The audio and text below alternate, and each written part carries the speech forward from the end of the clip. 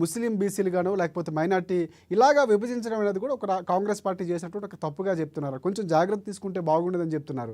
So ఎందుకు అంటే ఒక మాట వైపు చెప్తున్నా వివేక్ పాటిల్ కూడా రాజశేఖర్ గారు, ప్రధానంగా అంటున్నారు ఎందుకు అన్యాయం జరుగుతుంది శివరాజ్ గారికి బీసీలకు ఒక మాట చెప్తున్నాను ఈడబ్ల్యూఎస్ వినండి వరకు. సార్, ఎస్ వినండి ఒక్క మాట. ఇప్పుడు పార్టీలతో ఏకీభవిస్తూనే పార్టీలు గారితో ఏకీభవిస్తూనే ఏమంటున్నారంటే ఆనాడు కూడా పార్టీలు మొత్తం కులకరణ మొత్తం జరగలేదు. అప్పుడు కూడా మీరు అన్నది కరెక్ట్. ఏది మొత్తం మీద ఎస్సీ ఎస్టీ ఎంతమంది ఉన్నారు, బీసీ ఎంతమంది ఉన్నారు, కానీ మన ఓసీ ఎంతమంది లెక్క వచ్చింది అంతే తప్ప అందులో సబకులాలు రాలే. ఇప్పుడు వీళ్ళు చేసిన సర్వే ఏంటంటే ఉపకులాలు కూడా లెక్క చేసిండ్రు కదా, అది బయట పెట్టమని నేను అదే డిమాండ్ చేసిన. అది బయట పెట్టకపోతే ఏమవుతుందంటే ఈ లెక్కలు తేడా వస్తాయి. మొత్తం ఉపకులాలు లెక్క పెట్టండి అని నేను అంటున్నా. అయితే రామ్మోహన్ గారికి ఇటు మన వివేక్ పాటిల్కి నేను ఇద్దరికి కూడా వాళ్ళకు లేవనెత్తిన ప్రశ్నలకు నేను సూటిగా సమాధానం చెప్తాను. ఎందుకంటే ఇటు బీసీ కులగణనలు కానీ టైం ఇచ్చి ఏక కమిషన్ పెట్టి వాళ్ళని మీరు వచ్చి మీరు ఎంతమంది ఉన్నారు అనేది ఏదైతే కాన్స్టిట్యున్సీ వైజ్లో బూత్ క్యాడర్ని తీసుకెళ్ళి అక్కడ సర్వే ఇంటింటి సర్వే చేయించడం జరిగింది. నేను సనత్ నగర్లో ఉంటాను, సనత్ నగర్ కాన్స్టిట్యున్సీ, నేను బన్సిలాల్పేట డివిజన్లో ఉంటాను. మా డివిజన్లో కానీ సనత్ నగర్ కాన్స్టిట్యున్సీ మొత్తంలో కూడా మా ఇన్ఛార్జ్ కోట నీలిమ అయినా సరే, ముఖ్యమంత్రి గారు అయినా సరే, మొత్తం గవర్నమెంట్ మిషనరీ కూడా ఇంటింటికి వెళ్ళి సర్వే చేయించని చెప్పి దగ్గరుండి సర్వే చేసి వాళ్ళ ఇంటికి ఒక స్టిక్కర్ వేయడం కూడా జరిగింది. అయితే ఈ రకంగా ఏదైతే బీసీలలో కులగణన ఏదైతే జరిగిందో దాంట్లో మునూరు ఎంత ఉన్నారు, మునూరు కాపు ఎంత ఉంది, ఇటు ముద్దిరాజులు ఎంతమంది ఉన్నారు, ఇటు కురుమోళ్ళు ఎంతమంది ఉన్నారు, యాదవులు ఎంతమంది ఉన్నారు, ఆ రకంగా ఆలోచిస్తే మేదర అట్లా మొత్తానికి ఆలోచిస్తే అన్ని సబ్ క్యాస్ట్లల్లో ఎవరెవరు ఎంత ఉన్నారు అనేది గవర్నమెంట్ దగ్గర ఈరోజు లెక్క ఉంది. రామ్మోహన్ గారికి కూడా నేను చెప్తున్నమాట. అయితే అదే రకంగా ఇప్పుడు తీన్మార్ మల్లన్న చెప్పిన దానికి ఇప్పుడు మీరు చెప్పేదానికి నేను ఒక్క నిమిషం మీరు మా తర్వాత మాట్లాడండి. నేను చెప్పిన దానికి మీరు చెప్పేదానికి తీన్మార్ మల్లన్న మాట్లాడిన దానికి చాలా వ్యత్యాసం ఉంది. తీన్మార్ మల్లన్న మాట్లాడిన దాంట్లో బీసీల 2 లక్షల మంది తేడా కనబడుతుంది అనేది చెప్పిండు, ఎస్సీల 1 లక్ష మంది తేడా కనబడుతుంది, వీళ్ళు ఎక్కడ పోయినరు అనేది తీన్మార్ మల్లన్న ప్రశ్నించిండు మా కాంగ్రెస్ పార్టీ ఎమ్మెల్సీగా ఉండి. కానీ ఈరోజు కాంగ్రెస్ పార్టీలో ఒకవేళ ఈ 2 లక్షలు ప్లస్ 1 లక్ష ఏమన్నా సవరణలో మార్పులు ఏమైనా జరిగితే కానీ ఇప్పుడు దానికి ఒక సబ్ కమిటీ అనేది వేసిండ్రు, ఆల్రెడీ కమిషన్ ఉంది. ఇవన్నీ ఒక సమగ్రంగా ఒక ప్లాన్తోని ఒక పక్క నివేదిక రావాలనే ఉద్దేశంతోనే ఈరోజు ముఖ్యమంత్రి రేవంత్ రెడ్డి గారు కానీ అదేదే సబ్ కమిటీ కానీ ఇవన్నీ కూడా ఒక నిర్ణయం తీసుకొని 101% కావాలనే ఉద్దేశంతోనే ఒక మంచి ఉద్దేశంతో చేయడం జరిగింది. సరే ఎక్కడన్నా చిన్న మార్పులు జరగవచ్చు, అదేమన్నా తేడా జరిగితే ఆ తేడాని కూడా సవరణలు చేసుకోవచ్చు, నేను కాదంటలేను. ఒకవేళ సవరణల ఎవరో పక్క పార్టీలు తీసుకొచ్చిన దానికంటే మా సొంత పార్టీలో ఉన్న ఎమ్మెల్సీ తీర్మానం వల్లనే ఆ వివరణ తీసుకొచ్చిండు కాబట్టి ఖచ్చితంగా రేపేమన్నా ఉంటే ఆయన ఓపెన్గా డిక్లేర్ చేసిండు కాబట్టి సవరణలో ఎక్కడైనా మిస్టేక్ జరిగితే కూడా అది రెక్టిఫై చేయడానికి అవకాశం ఉంటుంది. అలాంటి అవకాశం ఏమైనా ఉందన్న మరొకసారి? ఎందుకంటే ఈ విమర్శల నేపథ్యంలో మరొకసారి క్లారిటీగా మరొక నివేదిక ఏమైనా కాంగ్రెస్ పార్టీ రాజశేఖర్ గారు ఈడ జరుగుతున్న పరిణామంలో లేదు అని వాళ్ళు అంటున్నారు. ఇప్పుడు ఇద్దరు కూడా అటు బీఆర్ఎస్ అతను కానీ ఇటు అనలిస్ట్ కానీ ఆ మాట అంటుండ్రు. సమగ్ర సర్వే గతంలో టీఆర్ఎస్ బీఆర్ఎస్ చేసి ఎందుకు చేసింది అనేది నేను ఇంకో తీరుగా చెప్తా.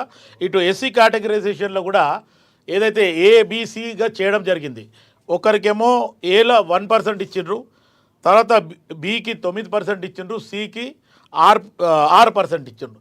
దాంట్లో కూడా ప్రభుత్వము ఒక కట్టుదిట్టంగా ఉండి ఖచ్చితంగా నిబద్ధత ఉండి ఖచ్చితంగా మనం డిక్లరేషన్ ఏదైతే ఇచ్చినామో చేయవల్లే డిక్లరేషన్ అని ఇచ్చినామో దాన్ని ఖచ్చితంగా కాంగ్రెస్ పార్టీ సుప్రీంకోర్టు ఏదైతే నిర్ణయం తీసుకుందో దానికి కాంగ్రెస్ పార్టీ ఖచ్చితంగా ముందుంటుంది.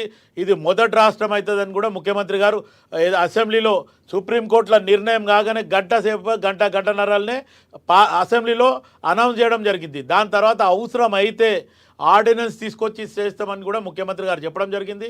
ఆ తర్వాత ఏక కమిషన్ సమీమ్ అఖ్తర్ గారిని వేసిన తర్వాత ఆ సమీమ్ అఖ్తర్ గారికి అన్ని వర్గాలు ఏదైతే ఎస్సీలో 9 కులాలు ఏవైతే సబ్ క్యాస్ట్లు ఉన్నాయో ఆ సబ్ క్యాస్ట్లు అన్నీ కూడా వాళ్ళు అక్కడ వెళ్ళి షమీమ్ అఖ్తర్ గారికి ఇవ్వడం జరిగింది. దాంట్లో మొత్తానికి 59 సబ్ క్యాస్ట్లు ఏమేమి ఉన్నాయో అనేది ఆ పేరుకు తగ్గట్టు అవి ఇవ్వడం జరిగింది. దాంట్లో కూడా మందకృష్ణ గారు ఒక డౌట్ఫుల్ పాయింట్ రేజ్ చేసాడు మొన్న ప్రెస్ మీట్ పెట్టి.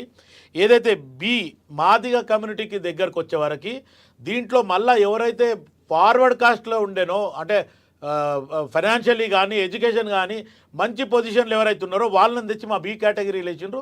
ఇది కనుక వాళ్ళకు జనాభా ప్రాతిపదికన ఎంత ఉన్నారో వాళ్ళకు 1% ఇచ్చేస్తే మాకు 11% వస్తుంది అనేది మొత్తానికి మందకృష్ణ మాదిగ గారు చెప్పడం జరిగింది.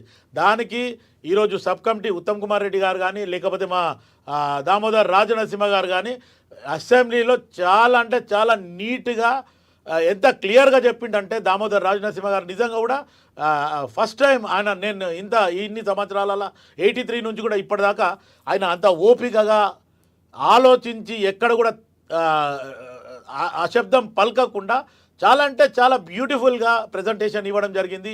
ఏమేం జరిగింది, గతంలో కాంగ్రెస్ పార్టీ ఏం చేసింది, తర్వాత ఏదైతే సిఫారసులు ఏం పంపించింది, ఉషా మేరా కమిషన్ ఏం చేసింది, ఇదంతా మొత్తానికి డీటెయిల్గా పోవడం జరిగింది.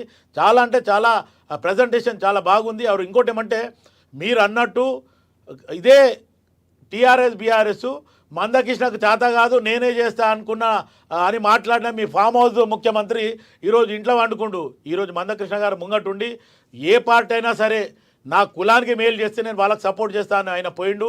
ఈరోజు ముఖ్యమంత్రి రేవంత్ రెడ్డి గారి మీద కూడా స్టార్టింగ్లో ఆయన మాలల ఒత్తిడికి తగ్గుతుండు అనే రకంగా చెప్పడం జరిగింది. నేను కూడా తొలి వెలుగు రఘు గారి దగ్గర కానీ లేకపోతే తెలంగాణ టైమ్స్ అని ఒక యూట్యూబ్ ఛానల్లో కానీ షమీమ్ అఖ్తర్ గారిని కొంతమంది కలిసిన రోజు నన్ను కూడా తీసుకపోతే నేను అక్కడ చెప్పడం జరిగింది. ముఖ్యమంత్రి గారు కట్టుదిట్టంగా కట్టుబడి ఉన్నాడు, ఇచ్చిన మాట నిలబెట్టుకుంటాడు, 600 అయినా సరే ఖచ్చితంగా ఎస్సీ వర్గీకరణ చేస్తాడు, తర్వాత బీసీ కులగణన కూడా ఖచ్చితంగా చేస్తాడు. బీసీ కులగణన చేయడానికి మా ముఖ్య ఉద్దేశం ఏందే మా అధినాయకుడు రాహుల్ గాంధీ గారు చెప్పడం జరిగింది. ఈ దిశగా మొత్తానికి చెప్పడం జరిగింది. ఈ రకంగా ఆలోచిస్తే ఇప్పుడు టీఆర్ఎస్ బీఆర్ఎస్ ఎందుకు చేసింది చెప్తాను ఒకసారి.